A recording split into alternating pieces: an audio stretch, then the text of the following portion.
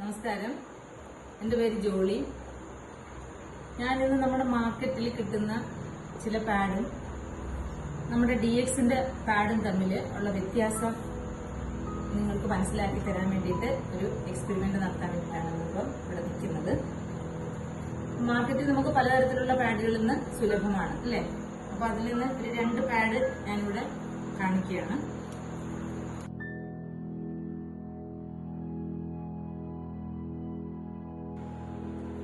ഇത് നമ്മുടെ DXന്റെ പാഡാണ്.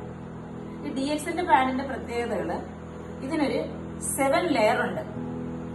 7 ലെയർ ഉള്ളതുകൊണ്ട് തന്നെ അബ്സോർപ്ഷൻ കപ്പാസിറ്റി കൂടുതലാണ്.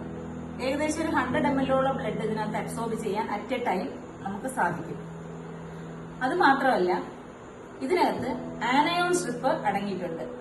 ആനയോൺ സ്ട്രിപ്പിന്റെ പ്രത്യേകത നെഗറ്റീവ് അയോണിനെ പ്രൊഡ്യൂസ് ചെയ്യുന്നത് കൊണ്ട് ബാക്ടീരിയൽ ഗ്രോത്തിനെ തടയും. ബാക്ടീരിയൽ ഗ്രോത്ത് ഉണ്ടായാൽ നമുക്കറിയാം ഫൗൾ സ്മെൽ ഉണ്ടാവും, അതുപോലെ തന്നെ നമുക്ക് ഇൻഫെക്ഷൻസിനുള്ള സാധ്യതയുണ്ട്. അപ്പൊ ഈ ആനയോൺ സ്ട്രിപ്പ് ഇതിനകത്ത് ഉള്ളതിനാല് ആ 2 കാര്യങ്ങളും നമുക്ക് ഒഴിവാക്കാനായിട്ട് പറ്റും. ഫൗൾ സ്മെല്ലും ഉണ്ടാവില്ല, അതുപോലെ തന്നെ നമുക്ക് ഇൻഫെക്ഷൻ ഉള്ള സാധ്യതയും വളരെ കുറവാണ്. അടുത്തായിട്ട് നമുക്ക് ഇതിന്റെ ആ ഒരു പരീക്ഷണം നമുക്കൊന്ന് നടത്തി നോക്കാം. നേരത്തെ 2 പാഡ് നമ്മളിവിടെ വെച്ചു. ഇത് നമ്മുടെ DXന്റെ പാഡാണ്.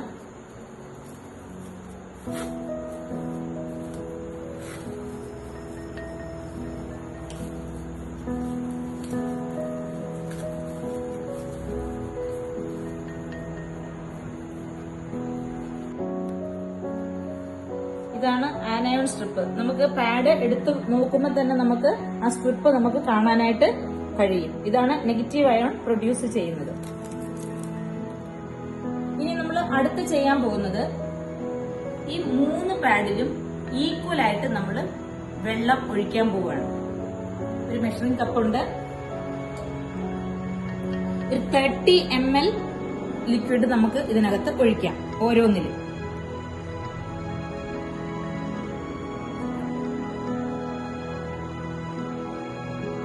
ml ആണ് ആദ്യത്തെ പാഡിൽ നമ്മൾ ഒഴിക്കുകയാണ്.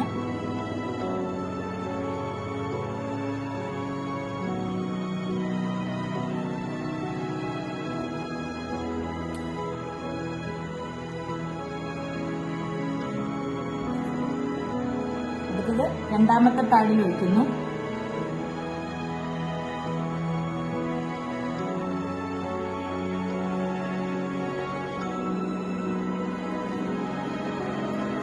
ഇനി നമ്മള് 3ാമത്തെ പാഡില് ഒഴിക്കാൻ പോവാണ്.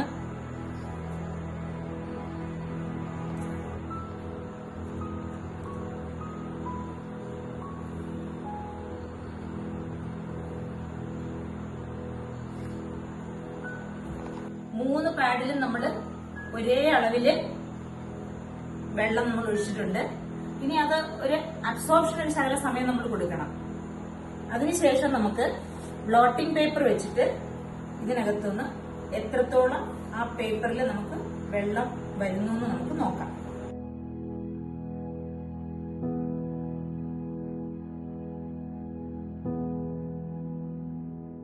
ഇനി നമ്മൾ അതൊന്ന് ഒപ്പിയെടുക്കാൻ പോവാണ്. ആദ്യം നമ്മൾ ഒഴിച്ച ഇതില് പതിയെ മാത്രമാണ് ഞാൻ പേപ്പർ വെക്കുന്നത്. കണ്ടോ, ആ പേപ്പറിൽ അത് വെള്ളം വന്നിട്ടുണ്ട്.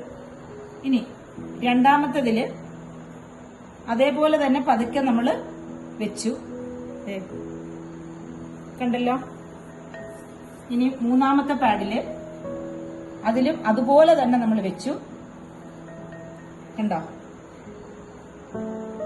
ഇതിനകത്തൊരു ശകലം പോലും വെള്ളം ഈ പേപ്പറിൽ നമുക്കില്ല. അതാണ് നിങ്ങളോട് ഞാൻ ആദ്യം പറഞ്ഞത്, ക്വിക്ക് അബ്സോർപ്ഷൻ ആണ്. നമ്മുടെ സ്കിന്നുമായിട്ട് കോണ്ടാക്ട് വരുന്ന ഈ ഒരു ഫസ്റ്റ് ലെയർ പെട്ടെന്ന് ഡ്രൈ ആവും. അപ്പൊ നമുക്ക് നല്ലൊരു ഫീലിംഗ്, ആ ഉപയോഗിക്കുന്ന വ്യക്തിക്ക് ഒരു വെറ്റ് ഫീലിംഗ് ഒരിക്കലും തോന്നില്ല. അത്രയ്ക്ക് പെർഫെക്റ്റ് ആണ് ഇതിന്റെ ഫസ്റ്റ് ലെയർ. അപ്പം ആ ഒരു പരീക്ഷണത്തിൽ നിങ്ങൾക്കിത് മനസ്സിലായല്ലോ. അത് 3. ഇനി അടുത്തതായിട്ട് ഇനി നമ്മൾ ചെയ്യാൻ പോകുന്നത്, നമുക്ക് പാഡിലേക്ക് ബ്ലഡ് അബ്സോർബ് ചെയ്ത് കഴിയുമ്പോൾ അതിന്റെ എമൗണ്ട് കൂടുമ്പോൾ അത് ഒരു ഓവർഫ്ലോ, ലീക്കേജ് കാണിക്കുമല്ലോ. അപ്പം DXന്റെ പാഡ് ഞാൻ പറഞ്ഞു ലീക്കേജ് ഏറ്റവും ഇല്ല എന്നാണ്. ലീക്കേജ് ഇല്ലാത്ത ഒരു പാഡാണ് DXന്റെ പാഡ്. മറ്റു പാഡുകൾ എങ്ങനെയാണെന്ന് നമുക്ക് നോക്കാം. ആദ്യം നമുക്ക് ഈ പാഡ് തന്നെ എടുക്കാം. ഓവറായിട്ട് നമുക്ക് ഇതിനകത്ത് ബ്ലഡ് കളക്ട് ചെയ്ത് കഴിയുമ്പോൾ പുറത്തേക്ക് വരാൻ സാധ്യതയുണ്ടല്ലോ. അങ്ങനെ ഉണ്ടെങ്കിൽ നമുക്ക് ഇത് പിഴിയുമ്പോൾ നമുക്ക് ഇതിനകത്ത് വെള്ളം വരും. ഉണ്ടാവും. ഇത് ലീക്കേജ് വരും എന്നുള്ളതിന് തെളിവാണ്. ഇനി രണ്ടാമത്തെ പാഡ്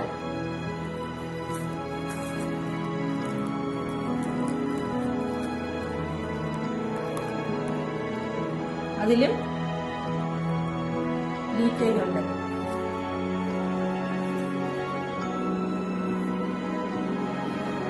ഇനി ഇത് മൂന്നാമത്തെ പാഡ് DXന്റെ നമ്മുടെ പാഡാണ്.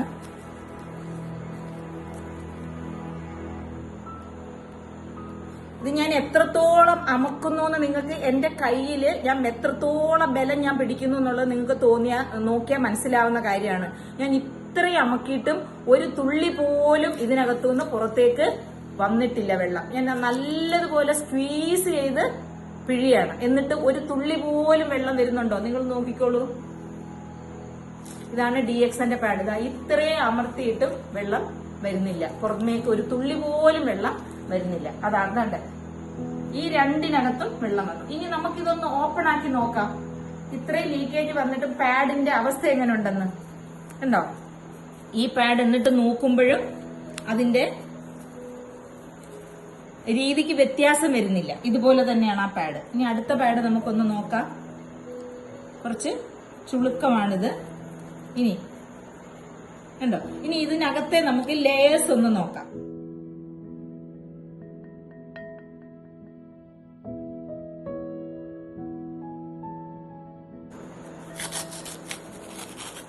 ഈ ലെയർ കഴിഞ്ഞിട്ട് ഇതിനകത്ത് കോട്ടൺ ആണുള്ളത്.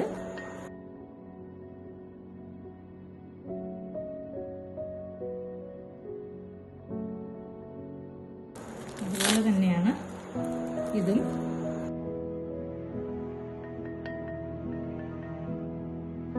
DXന്റെ പാഡ് അതിനകത്ത് ജെല്ലുണ്ട്.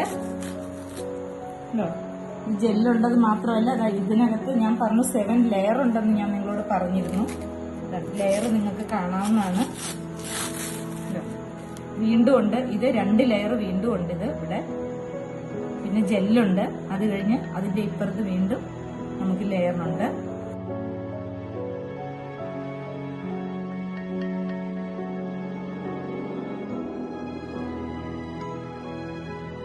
ഇതും 2-3 ലെയറാണ് ഇവിടെയും കാണുന്നത്. ഞാനത് എടുക്കുന്നേ ഉള്ളൂ.